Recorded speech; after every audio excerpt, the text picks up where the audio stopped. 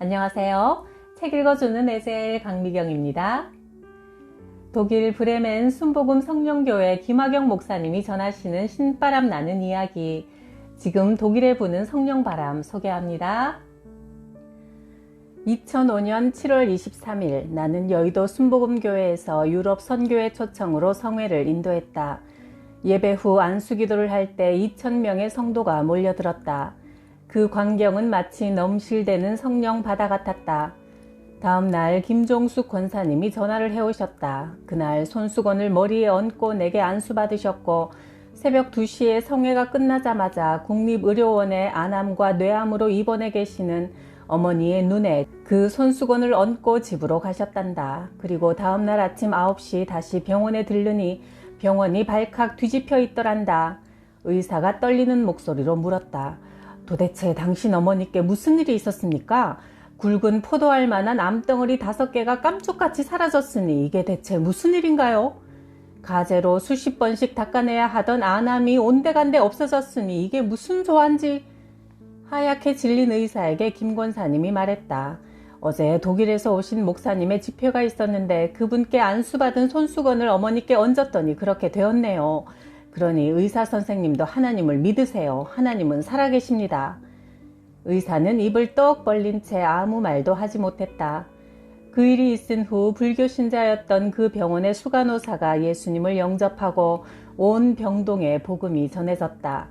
내가 확인차 병원을 방문하니 여기저기서 저 여자가 그 목사래 쑥덕대며 사람들이 몰려왔다.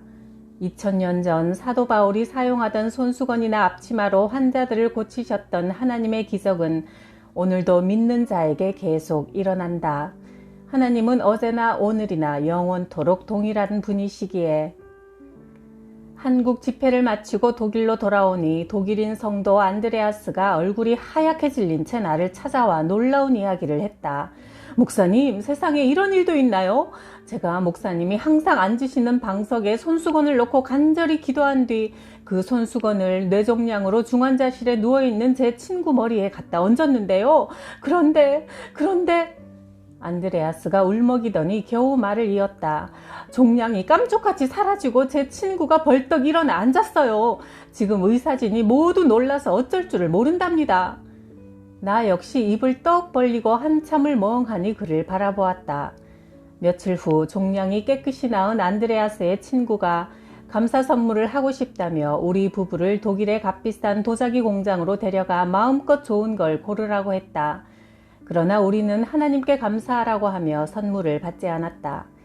이렇게 주님은 독일의 작은 시골 마을 브람스테트에서도 사도행전의 기적을 행하고 계신다. 하나님의 나라는 말에 있지 않고 능력에 있다. 고린도전서 4장 20절. 사람의 힘으로 되지 않는 일이 오직 여호와의 영으로 된다. 스가랴 4장 6절. 나는 꿈을 자주 꾼다. 그리고 꿈이 예언이 되어 그대로 이루어지는 때가 많다. 그래서 내가 범상치 않은 꿈을 꾸고 나면 온 가족이 금식 기도를 한다. 2000년이 되기 한 달 전 나는 꿈을 꾸었다. 큰 용 한 마리가 산 위에 떨어졌고 나는 그 광경을 구경하려고 집 밖에서 서성였다. 그런데 갑자기 용의 배 밑에서 뚜껑이 열리더니 수많은 군사가 레이저 총을 들고 쏟아져 나와 내게 말했다. 너에게서 나오는 불이 우리 대장 용님을 상하게 했다. 그래서 너를 죽이라는 명령이 내렸고 잡은 자에겐 큰 상금이 걸려있다. 나는 힘을 다해 도망치다가 꿈에서 깼다. 그 꿈을 꾼 지 한 달 뒤 건강했던 내가 갑자기 의학적으로 사망 선고를 받는 사건이 일어났다. 한국에 집회를 인도하러 갔다가 어릴 때 알았던 혈소판 감소증이 재발해 폐와 뇌, 눈, 귀, 나팔관 등 온몸의 혈관이 다 터지는 바람에 나는 급히 이대 목동병원 중환자실로 실려가 40일 동안 뇌사 상태에 빠졌다. 그때 내 영은 둘째 하늘에 가 있었다. 거기서 이 땅에 있는 내 모습과 벌어지는 일들을 다 볼 수 있었다. 중환자실 내 침대 옆에는 미국에서 놀러온 청년이 교통사고를 당해 누워 있었는데 갑자기 음부 깊은 곳에서 죽음의 사자가 그의 이름을 부르며 올라오는 모습이 보였다.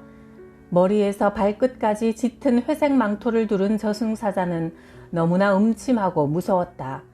그가 청년의 침대 머리맡에 서자 심장 박동 기계가 뛰 하며 서버렸다. 청년의 영혼이 침대에서 일어나 지옥 사자를 말없이 뒤따라갔고 주위에 있던 그의 가족은 오열하기 시작했다. 나는 다시 살아난 이후 병원의 사망자 명단에서 그 청년의 이름을 찾아 그가 그때 내 옆에서 죽은 걸 확인하고 오싹 소름이 끼쳤다. 둘째 하늘에서 보니 셋째 하늘에 하나님의 보좌가 있었다. 나는 얼른 저 보좌에 앉으신 분께 기도하여 죽어 천국에 들어가든지 다시 살아나든지 해야겠는데 무슨 말을 해야 할지 도무지 떠오르지 않았다. 저는 어릴 때부터 하나님을 믿었습니다 라고 말하려니 누군가 믿음은 하나님이 주신 것이다 했다. 그래서 주님, 저는 유럽에서 제일 큰 기도원을 세우고 가는 곳마다 병자를 치유하고 기적을 일으켰습니다 하려니 그건 하나님께서 너를 통해 직접 하신 일들이다 하는 소리가 들렸다.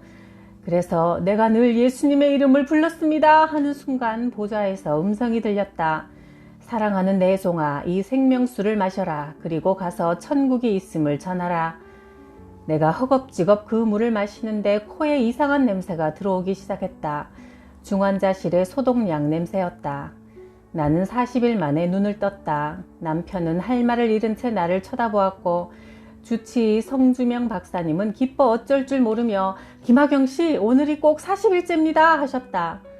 지금 나는 건강한 몸으로 온 세계를 다니며 살아계신 하나님을 전한다.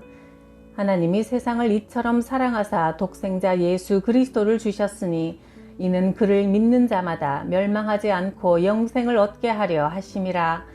하나님이 그 아들을 세상에 보내신 것은 세상을 심판하려 하심이 아니요 그를 통해 세상이 구원을 받게 하려 하심이라. 요한복음 3장 16, 17절.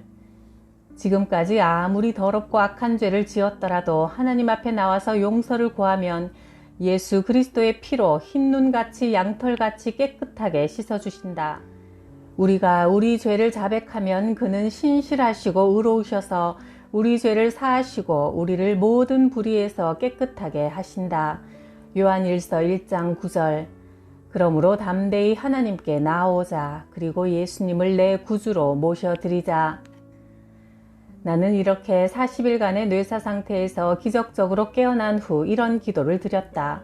주님, 제 치료비 수천만 원을 대신 내주신 권사님을 축복해 주세요. 그리고 나는 꿈을 꾸었다. 발에 끌리는 길고 흰 옷을 입은 주님이 그 권사님께 선물을 주시며 말씀하셨다. 네가 내 종에게 한 일을 내가 기뻐한다.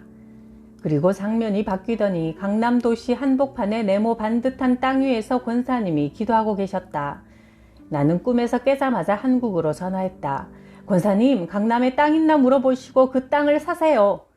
권사님은 하나님의 계시로 믿고 급히 중개소에 알아보았다. 강남에 남은 땅이 딱 한 곳 나와 있었다. 권사님이 계약하러 가시던 날 아들들이 지금 어느 때인데 땅을 사느냐며 손해볼 게 뻔하다고 막는 바람에 화장실 간다며 살짝 도망 나와 계약하셨단다.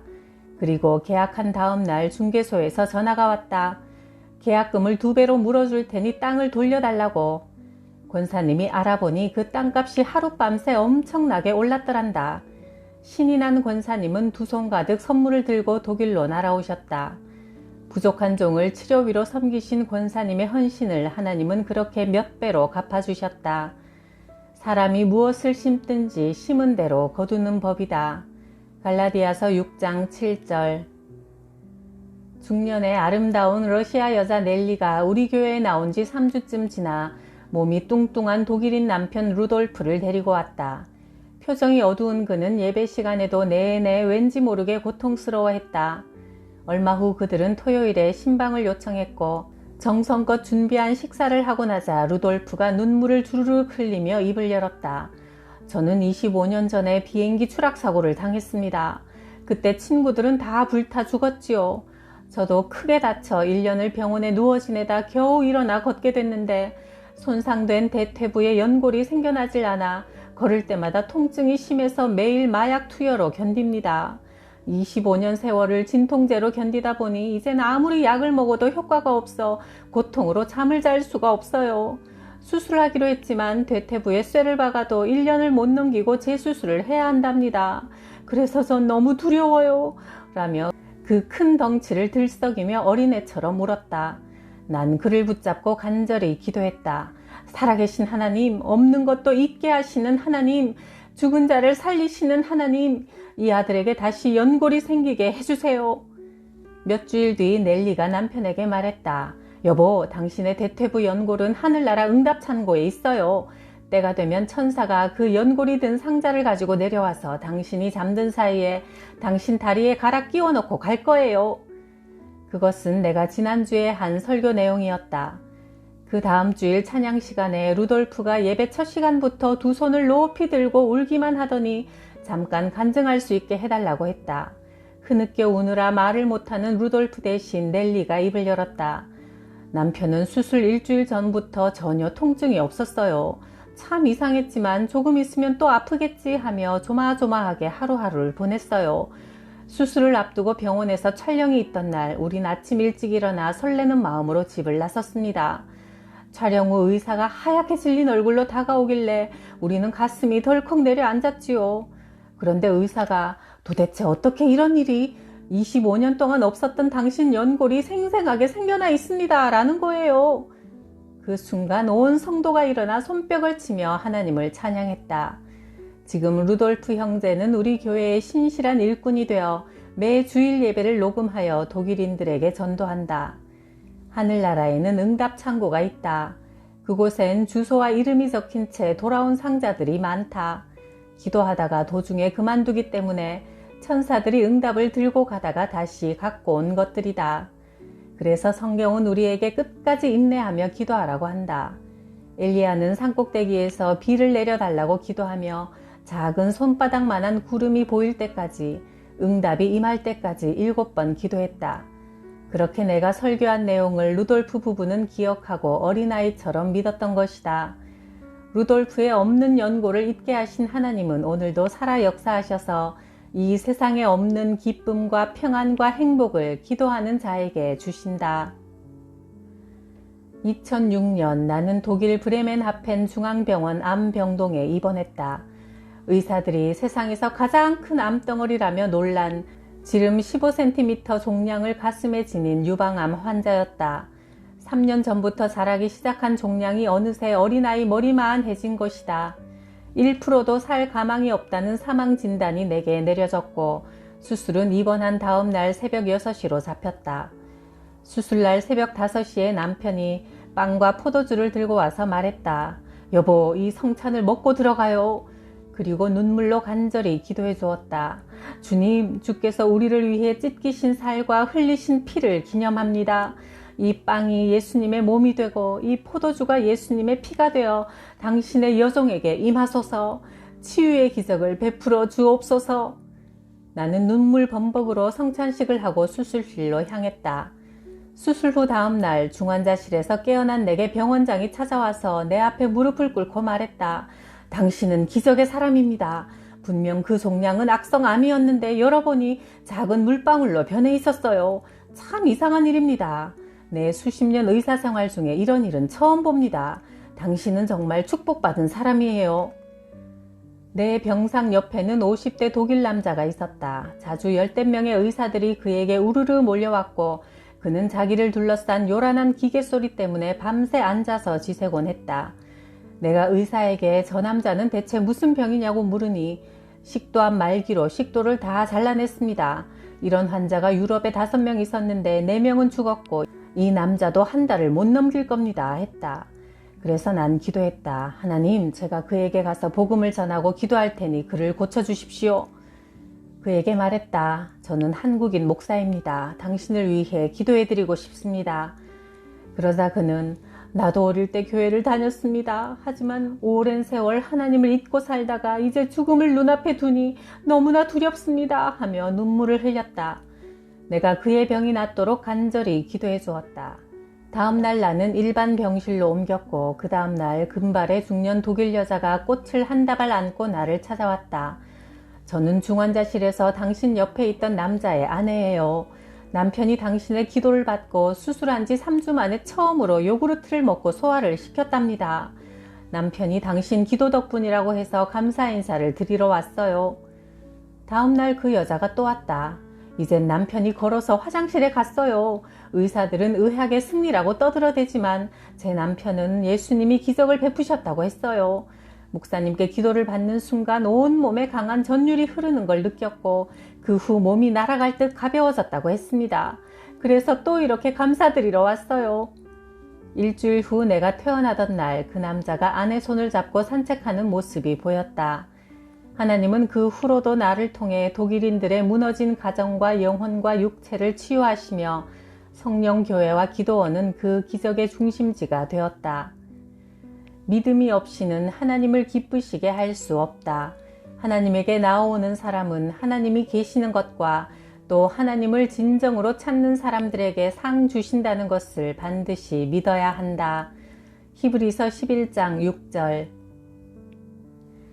우리에게도 성령 바람이 불어와서 병이 낫고 귀신이 떠나가고 문제가 해결되어 기쁨이 넘치길 기도합니다. 구독, 좋아요, 댓글로 기쁨을 주셔서 감사해요.